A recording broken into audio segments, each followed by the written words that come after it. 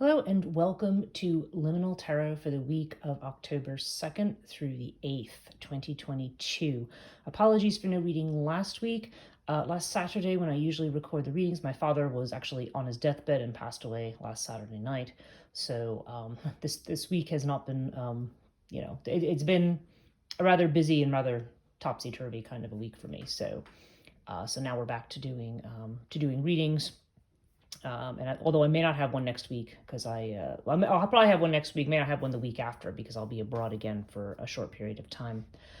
But anyway, with that said and out of the way, let's talk about this week. Now, the main themes we're looking at this week, there's a lot of change.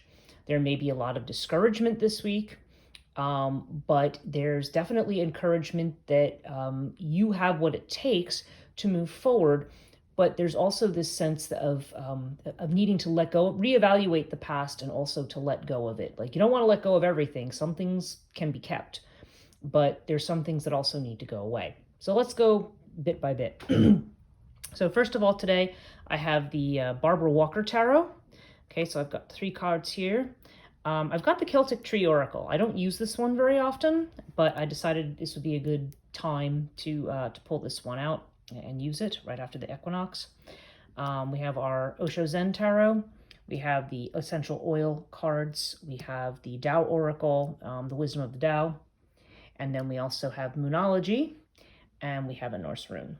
So here's what the messages seem to say for this week. Now, when we look at the Barbara Walker one, we have death. We have the Two of Pentacles and also the Eight of Swords.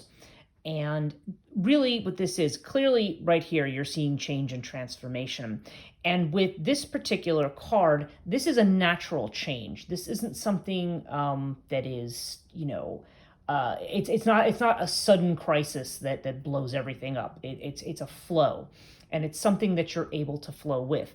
This card often appears when you're being faced with a lot of new situations and a lot of things that you have to juggle, but but basically the meaning of the card is, you have what it takes to juggle all of these things and all of these to get with this flow and to do what needs to be done to keep moving. So, and of course, this is a reminder that this is a time of change and transformation. And so therefore, recognize that for what it is. There can be this sense of feeling stuck or feeling disillusioned, like, okay, I'm doing all these things and I'm not moving forward, or something's not happening. But, you just don't want to be where you're at right now. But that actually is an illusion. With the Eight of Swords, there's generally a sense that, even though we're feeling stuck, the reality is that we're not as stuck as we think that we are.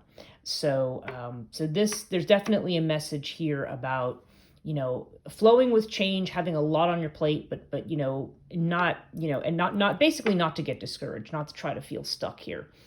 Although it is possible that you will, but just recognize that this is what's happening right now. Now, Beach is an interesting one. This is the Beach card from the Celtic Tree Oracle.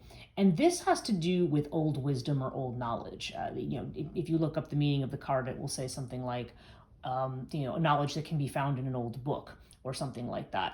And that is quite possible. But I think the bigger meaning here is that, there's something about the past that is affecting the present.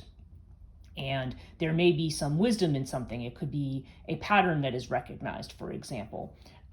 There's this sense of drawing on experience and drawing on what or on the wisdom, the past wisdom of others, to be able to make decisions to move forward.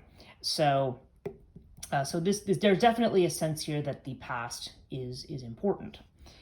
Now, this card, this is the Totality card. This is the Five of Fire in the Osho Zen deck. Now, usually that card is a card of, competition and conflict. But the Totality card more or less indicates, as you can see with the 2 trapeze artists here, what the idea is that you are, whatever you're doing, you need to completely focus on it, okay? You want to put your energy in, you want to focus, you don't want to,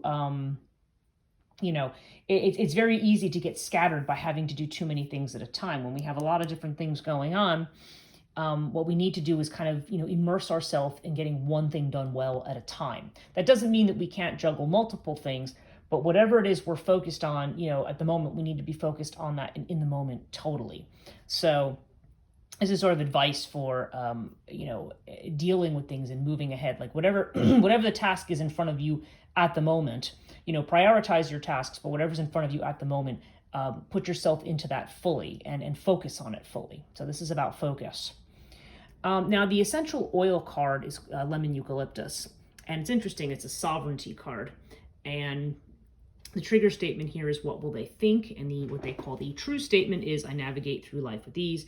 Now you must claim your energetic independence, cut the cords to lower vibrations. It's time to ascend. Okay. Well, again, anybody who knows me knows I'm not a big fan of the whole ascension business. Nonetheless, I think this is more about, again, cutting out toxic patterns and things that come from the past that are no longer relevant now. Like, get rid of what's not relevant and don't play that tape to yourself over and over again, or have that expectation or that narrative. There's a lot of, rolling up your sleeves and getting to work and focusing. And with that is the idea that while you're focusing on things from the past that have value, you're also throwing out the things that, no longer have any value and that may tie you to patterns that don't do anything for you, that are self-defeating or that are going to leave you stuck. So sovereignty, of course, is about self-rule.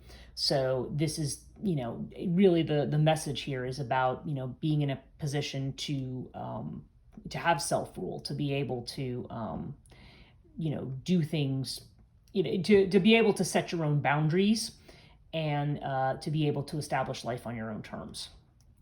Okay, and not on the expectations of others. Now, in this one, the Tao Oracle, we have Strength, which is Nuwa. This is a card of yin energy, and it has a lot to do with the way in which we achieve a lot by yielding, by being graceful, by being diplomatic, by not.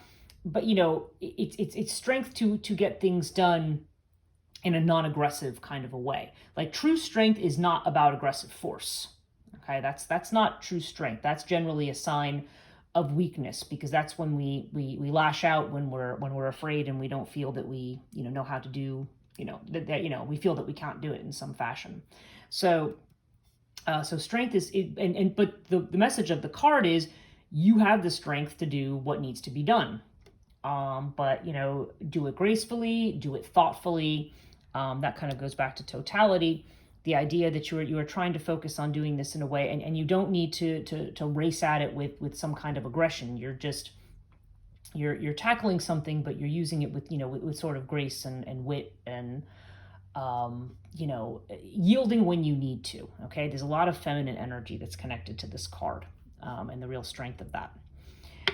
Now, in the Moonology, we have the full moon in Capricorn. The end of a tough cycle approaches, and the message of this card has to do with working to get where you want.